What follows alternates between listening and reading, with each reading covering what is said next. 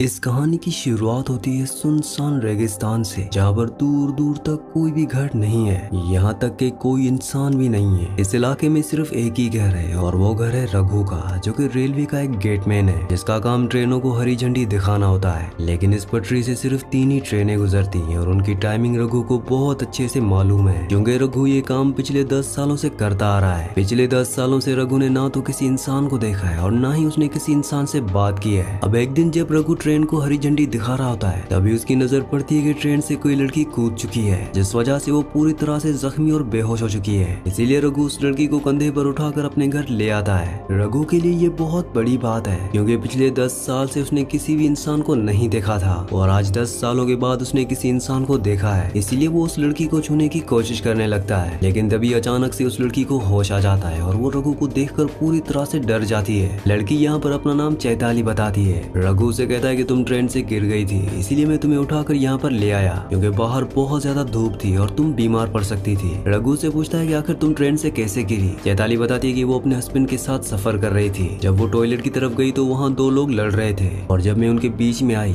तो उन लोगों ने मुझे ही नीचे फेंक दिया। चैताली कहती है कि उसके हस्बैंड परेशान हो रहे होंगे और उसे ढूंढ रहे होंगे, वो किसी भी वक्त शायद यहाँ भी आ सकते हैं, लेकिन उससे पहले मुझे उन तक पहुँचना है। तब रघु बताता है कि यहाँ से दूर दूर तक कोई भी घर नहीं है और न ही कहीं तक जाने का जरिया। अगर तुम्हारे हस्बैंड तुम्हें ढूंढने के लिए आएंगे तो वो यहीं आएंगे, इसलिए तुम्हें यहीं पर रुकना चाहिए। लेकिन चैताली रघु की बात नहीं मानती और अकेले ही रेगिस्तान में निकल पड़ती है। चैताली बहुत दूर तक जाती है, लेकिन दूर दूर तक कोई भी घर नहीं होता। तभी यहाँ पर चैताली को चक्कर आने लगते हैं और वो बेहोश हो जाती है। इसके बाद हम देखते हैं कि रघु चैताली का पीछा कर रहा था। जब वो बेहोश हुई तो वो उसे फिर से उठाकर अपने घर ले आया और जो चैताली के पैर में चोट लग चुकी थी उन पर वो मरहम लगा रहा होता है। रघु चैताली को समझाता है कि तुम यहाँ से नहीं जा सकती, तुम अपने हस्बैंड को यहीं पर आने दो। लेकिन चैताली को रघु के ऊपर बिल्कुल भी भरोसा नहीं है, क्योंकि वो किसी अनजान शख्स के साथ ऐसे रात नहीं बिता सकती। अगर उसने रात को कुछ कर दिया तो वो कुछ भी नहीं कर सकती। चैताली जैसे तैसे सो जाती है, लेकिन वो बार बार उठकर रघु को देख रही होती है, जो कि फर्श पर सो रहा होता है। रघु को ऐसा लगता है कि शायद चैताली अनकंफर्टेबल है, इसलिए वो घर से बाहर चला जाता है। चैताली जब देखती है कि रघु बाहर चला गया, तब जाकर वो सुकून की नींद सोती है। अगले दिन जब सुबह होती है तो रघु अपनी डेली रूटीन स्टार्ट कर देता है। वो सुबह 4:30 बजे उठता है, बहुत दूर से पानी लेकर आता है और सुबह सुबह एक ट्रेन भी आती है जिसे उसे हरी झंडी भी दिखानी होती है। रघु पिछले 10 सालों से यही रूटीन फॉलो कर रहा है और आज तक वो किसी भी ट्रेन का टाइम नहीं बोला है। रघु यहाँ पर चैताली को बताता है कि उसने पिछले 10 सालों से किसी भी इंसान से बात नहीं की है, उसे बात करना काफी पसंद है। यहाँ पर चैताली भी अब कहीं ना कहीं रघु पर यकीन करने लगी है, क्योंकि रात को उसने उसके साथ कुछ भी नहीं किया। अब क्योंकि चैताली रघु को परेशान देख रही थी, इसलिए रघु चैताली से कहता है कि मैंने तुमसे बात छुपाई है। वो कहता है कि हर रोज जब ट्रेन आती है तो मेरा टेलीफोन बजता है। दरअसल वो टेलीफोन जो है वो सिर्फ इनकमिंग होता है, उससे आप किसी से कॉल नहीं कर सकते। जो कॉल आते हैं आप सिर्फ उनसे ही बात कर सकते हैं। तो अगली बार जब ये टेलीफोन बजेगा तो मैं उन्हें तुम्हारे बारे में बता दूंगा, जिसे तुम्हारा हस्बैंड जो है वो तुम्हें आसानी से ढूंढ लेगा। अब कुछ ही देर के बाद वो टेलीफोन बज पड़ता है और जब रघु उन्हें चैताली के बारे में बताने वाला होता है कि तभी चैताली अचानक से वो कॉल काट देती है। चैताली बताती है कि उसे ट्रेन से फेंका नहीं गया था, बल्कि वो खुद ट्रेन से कूदी थी, क्योंकि वो अपने हस्बैंड से भाग रही थी। वो एक साइकियाट्रिस्ट है और उसी ने उसके हस्बैंड का इलाज भी किया है। इसके बाद चैताली अपने फ्लैशबैक की स्टोरी बताना शुरू करती है। वो बताती है कि कुछ साल पहले सिंचू नाम का एक पेशेंट मेरे पास आया, जो कि काफी डिप्रेशन में था, क्योंकि उसकी वाइफ ने सुसाइड कर लिया। ये सदमा संचू बर्दाश्त नहीं कर पाया और वो सदमे में चला गया, जिस वजह से वो डिप्रेशन से बाहर ही नहीं आ पा रहा था। इसीलिए चैताली ने उसका इलाज किया, लेकिन ये ट्रीटमेंट इतना ईजी नहीं था। दरअसल ये चैताली का पहला केस था, इसलिए उसने बहुत ज्यादा टाइम सिंचू को दिया। धीरे धीरे सिंचू नॉर्मल होने लगा और चैताली और सिंचू दोस्त बनने लगे। और अब क्योंकि चैताली ने सिंचू को बहुत ज्यादा टाइम दे दिया था और सिंचू भी पूरी तरह से ठीक हो गया था, तो ये दोनों एक दूसरे को पसंद करने लगे। कुछ दिनों के बाद इन दोनों ने एक दूसरे से शादी कर ली। चैताली के फैमिली मेंबर्स बिल्कुल भी ये नहीं मान रहे थे, क्योंकि सिंचू एक पागल है और वो कभी भी वापस अपनी हालत में जा सकता है। लेकिन चैताली उनकी बात नहीं मानती और सिंचू से शादी कर लेती है। उनके शादी के कुछ टाइम बाद ही सिंचू ने अपना रंग बदल लिया। वो चैताली के साथ ऐसा बिहेव करने लगता कि वो पागल हो गया है, साथ ही वो उसे मारता भी था। सिंचू की ये डेली रूटीन बन चुकी थी। वो रोज नशे और ड्रग्स करता और अपनी वाइफ चैताली को मारता।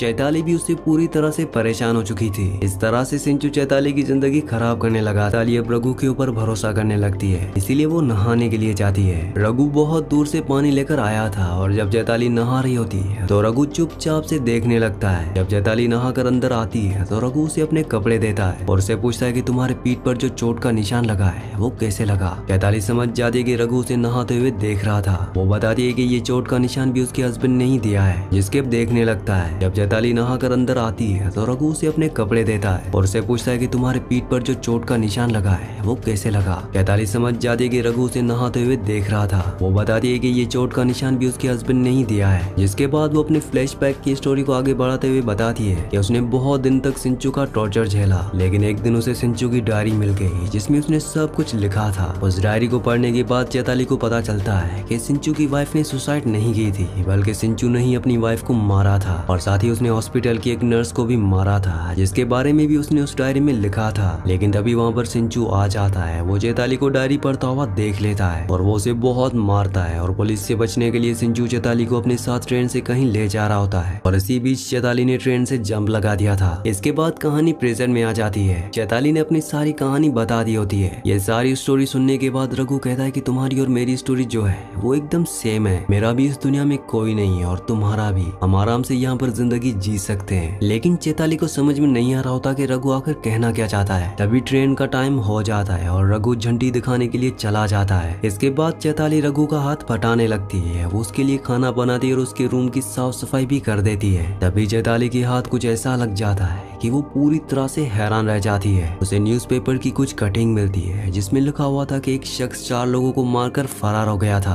और चैताली को यहाँ पर ये बात भी पता चल जाती है कि रघु ने किसी दूसरे रघु की आइडेंटिटी चुराई है, जो कि पहले इसी लेवल क्रॉसिंग पर गेटमैन के रूप में काम किया करता था। ये सारी चीजें जानने के बाद चैताली रघु की तरफ चाकू लेकर बढ़ती है। लेकिन तभी यहाँ पर रघु चैताली से कहता है कि तुम्हें डरने की कोई जरूरत नहीं है, मैं तुम्हें सारी सच्चाई बताता हूँ। जिसके बाद रघु की स्टोरी फ्लैशबैक में जाती है और वो अपनी स्टोरी बताने लगता है। वो बताता है कि मेरी माँ ने मेरे लिए एक लड़की पसंद की थी और पहली मुलाकात में उसने उस लड़की को अपनी सारी सच्चाई बता दी। मैंने उसे बताया कि मैं एक लड़की से प्यार करता था, लेकिन उस लड़की ने मुझे धोखा दे दिया और एक अमीर आदमी से शादी कर ली और जिस लड़की से मैं शादी करने वाला था उसका कोई बॉयफ्रेंड नहीं था और वो भी मुझसे शादी करने के लिए मान जाती है। जिसके बाद मेरी शादी हो जाती है और कुछ 1 महीने के बाद मेरी वाइफ अपने एक कजिन को बुला लेती है। वो इसीलिए क्योंकि मेरे कुछ खेत थे जहाँ पर काम करने के लिए मुझे बहुत मेहनत लगती थी, इसलिए मेरी वाइफ ने अपने कजिन को यहाँ पर काम करने के लिए बुला लिया। कुछ टाइम के बाद मैं एक बच्चे का बाप बन गया और कुछ सालों के बाद हमारे 2 बच्चे हो चुके थे।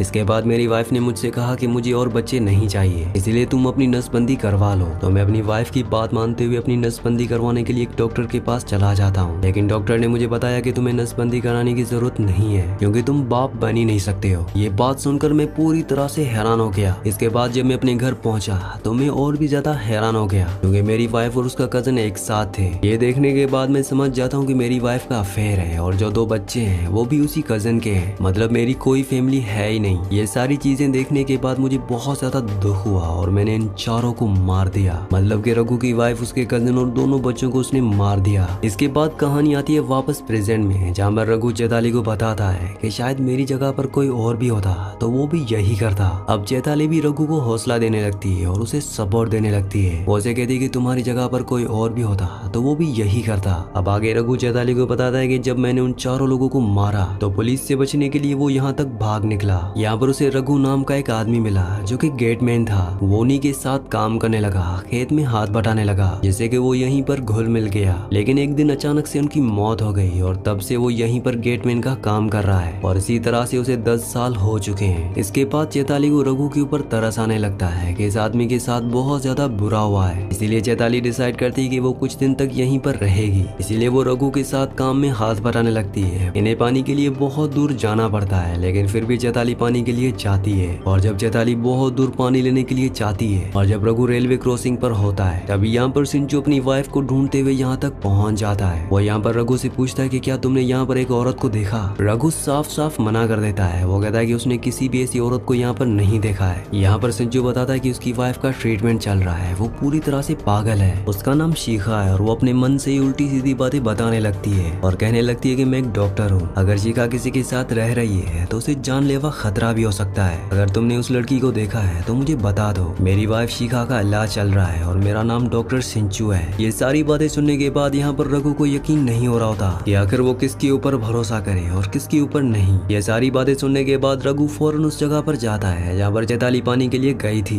रघु से कहता है कि ये शिखा कौन है। वो समझ जाती है कि उसका हस्बैंड सिंचू यहाँ पर आ चुका है। यहाँ पर चैताली उसे समझाने की कोशिश करती है कि शिखा जो है वो उसकी वाइफ का नाम है और उसकी वाइफ को वो मार चुका है। जैसा तुम्हें उसने मनाया है उसी तरह से वो सबको मना लेता है और मेरे बारे में पता कर लेता है, और अगर मैं उसके पास गई तो वो मुझे मार देगा। यहाँ पर रघु को उसके ऊपर भरोसा तो नहीं हो रहा होता, लेकिन कहीं ना कहीं चैताली भी ये बात समझ चुकी है। इसीलिए चैताली कहती है कि हम एक काम करते हैं, हम लोग पुलिस को बुला लेते हैं। लेकिन रघु फौरन मना कर देता है। वो कहता है कि पुलिस यहाँ पर नहीं आएगी क्योंकि रघु खुद भागा हुआ एक मुजरिम है। तो अब वो दोनों वापस जाते हैं, जहाँ पर सिंचू चैताली को अपने साथ वापस ले जाने लगता है। जाते जाते चैताली यहाँ पर रघु से कहती है कि मैं तुम्हारे साथ कुछ वक्त बिताना चाहती थी, लेकिन तुम तो मुझे समझे ही नहीं। ये सारी बातें सुनने के बाद रघु सिंचू से कहता है कि तुम अपनी वाइफ को मार ही दोगे, उससे अच्छा तुम अपनी वाइफ को मुझे ही दे दो ताकि हम खुशी खुशी से इस जगह पर रह सके। रघु और सिंचू जब बात कर रहे होते हैं तभी अचानक से चैताली जो है वो सिंचू के ऊपर एक हमला कर देती है, जिस वजह से वो पूरी तरह से इंजर्ड हो जाता है। और जब चैताली रघु से कहती कि तुम्हें तो मेरे ऊपर भरोसा ही नहीं है, ये सुनने के बाद रघु सिंचू को पूरी तरह से जान से मार देता है। अब जब वो उसे दफनाने के लिए जा रहा होता है तो उसके जेब से एक स्लिप निकलती है जो कि हॉस्पिटल की होती है, जिसमें लिखा हुआ होता है कि डॉक्टर सिंचू और उसकी पेशेंट शिखा। इसका मतलब यह है कि इनमें से साइको कोई और नहीं बल्कि चैताली है, जिसका असली नाम शिखा है और शिखा का ही ट्रीटमेंट चल रहा होता है और डॉक्टर सिंचू जो है वो उसका इलाज कर रहा था। तभी अचानक से चैताली रघु पर हमला कर देती है और उसे मारने की कोशिश करती है, लेकिन रघु को मारना इतना आसान नहीं था, बल्कि रघु ने ही यहाँ पर चैताली को जान से मार दिया। और यहाँ पर एक बहुत बड़ी चीज रिवील होती है। दरअसल असली में साइको तो रघु है। यहाँ पर हमें बताया जाता है कि रघु जिस लड़की से प्यार किया करता था और उस लड़की ने उसे धोखा दिया था और एक रईस आदमी के साथ शादी कर ली थी, तो रघु ने उन दोनों को मार दिया था, साथ में उनके बच्चों को भी मार दिया था। और यहाँ तक कि जिस जगह के रेलवे क्रॉसिंग के जो असली रघु थे उन्हें भी रघु ने ही मारा है। वैसे आप इन तीनों के बारे में क्या सोचते हैं? क्या रघु साइको था या फिर चैताली या फिर सिंचू? ये अब आप पे है, आप मुझे नीचे कमेंट्स में जरूर बताना कि असली साइको कौन था। इसी के साथ इस मूवी का एंड हो जाता है। अगली कहानी आप किस मूवी पर सुनना चाहते हैं मुझे नीचे कमेंट्स में जरूर बताना, क्योंकि मैं आपके कमेंट्स पढ़ता हूँ और आपके प्यारे प्यारे कमेंट्स का बहुत बहुत शुक्रिया।